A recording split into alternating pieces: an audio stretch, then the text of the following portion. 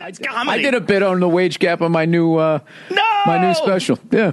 Well, there you go. Well, my whole thing was like, how the fuck did they find out what everybody makes? You just call up the IRS. Can we get W-2s on everybody? They're going to give you that information. Well, I don't know. I have no idea, but all I know is it's harder for them straight across the board. That is the thing. For women? Just everything is harder, and all of our lives are easier. That's the overall fucking message. I see. You're being sarcastic. I am. No, it's just like... You have one of my favorite jokes of all time about motherhood being the hardest job in the world. He goes, how's it the hardest job in the world when you're wearing fucking pajamas all day? Yeah. No job you can do in your pajamas. I love that bit. My wife hates it. No, I'm not saying it's not fucking but it's funny. Difficult, yeah. It's obviously difficult, but it's a funny point. I used to do the whole thing, go work on an oil rig that fucking blows up. Exactly. And as you jump into the fucking, like, on fire water, going underneath that, and then you're just sitting there with second-degree burns and salt fucking water, hoping that Coast Guard gets there before the shark eats you alive. Talk to me about the terrible twos. I have a friend of mine who works at an oil rig in Canada, in northern Alberta, where it gets 50 below zero. And I go, how do you do it? Because they work outside. I go, how do you do it? He goes, well, you keep the truck running, and you work for about 7 to 10 minutes at a time, and then you have to go inside the truck for about a half an hour. I go, really? He goes, yeah. He goes, you can't take it anymore because any exposed skin you have, he goes, you try to cover your face up as much as possible. You put a ski mask on, but just your eyes, just all around your eyes is all fucked up. Like everything's fucked up. It's like it's just too cold. You just can't do it. 50 below zero. They just work for short stretches of time. Then they go in the car, and then the other guy will go out while he's in there, and then he'll go out for like 10 minutes, and then they take a break for another 10, 15 minutes. Then the first guy will go back out again. Yeah, all of those shows make me so thankful that I'm a comedian. Those fucking crab fishing shows. What's the fucking worst job you had? Just as far as physically, like I will kill myself before I'm 30 if I fucking do this. Out of high school, I worked on there was a Knights of Columbus Hall that was having a wheelchair ramp built, and I had to carry cement bags and pressure-treated lumber every day. And I only lasted a little over 2 weeks, I think. I lasted 8 days. I was a gopher on a construction site. We were roofing in June or July, and I just remember having to bring up those. First of all, I bought the wrong colored fucking shingles. They wanted the fucking ebony one, and this was off ebony. I don't know what the fuck it was, so I had to go all the way back, unload the fucking things I loaded on, load some more back, brought the fucking things back. And I just remember, dude, it was just like, I never ate so much in my life. Like, I'd eat like 3 sandwiches, and like a half hour later, I'd be like starving, and just weight was just falling off of me. I was just like, dude, what the this is insane. But the thing was, if I hung in there for like a month, I would have got my sea legs. But I just was like, but I didn't have it. I knew it. I always knew.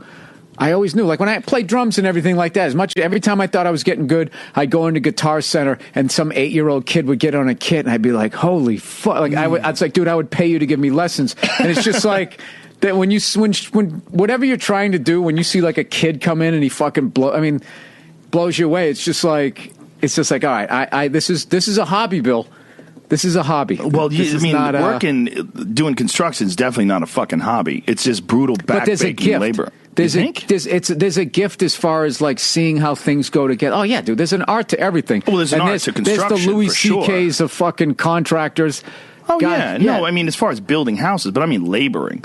Like carrying bags of cement, there's no fucking art to carrying bags of cement. But they would give me shit to do, like, make this fucking miter cut 45, and I fucked the same cut up 3 times in a row. It was to frame a door jamb, and I kept measuring to the inside of the corner rather than the outside of the corner. Remember the third time I did it, my boss just looked at me, grabbed the wood, and he looked at me the whole time, walked up to the frame, and never took his eyes off me, and the frame was behind him, and he just stuck it to the fucking wall and just stared at me.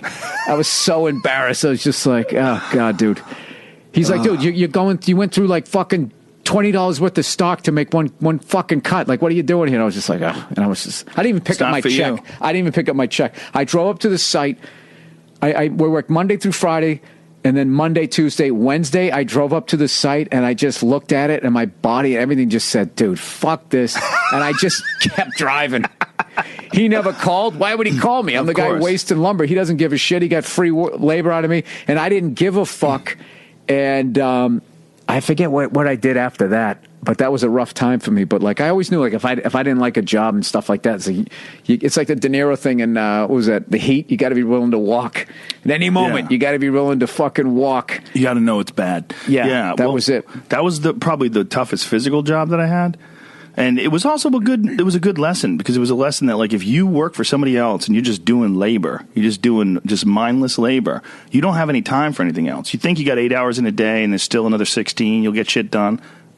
You're exhausted. You're fucking beaten down. I would go to the gym, I'd try to work out, and I remember trying to hit the bag, and I just had nothing. There was nothing there. I'd never felt so tired in my life. And I was only like 18.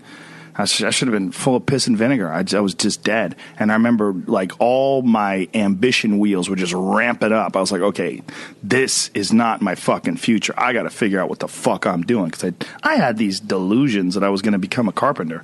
I was like, well, I'll get in the union. I'll start building houses. That's a good gig, which it is, you know, if you're a good carpenter. That's what I thought I was going to do. Yeah, you know what? It's a good gig if you're the guy telling the people to go build the fucking house. But if you're the guy out there pouring the forms, you've noticed that that's mostly young guys. Like, that is a fucking young, even like landscaping. Like, after a while, you got to get a crew, and you got to be the guy, like, sending the crews out, because there's only so long that you can just, like, I feel like laborers and that, they have like the same career trajectory as like a professional athlete.